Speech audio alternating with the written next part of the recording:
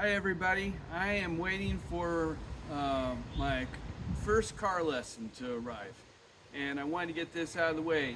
Um, I stopped driving October 19th, 1991 after a collision with a semi because of a seizure. I haven't driven since, and uh, even though I have a license, my doctor didn't think it was a good idea for me to go drive until I could go 2 years without a seizure.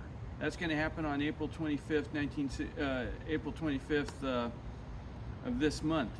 And so I want to be ready to drive. And so I am having a 6-hour driving course, and it's also going to include a virtual class on defensive driving, which is going to mean I get a discount on auto insurance. And it looks like right now my driving instructor is coming. You get to see Act 1 Drive School. So I will see you guys in a little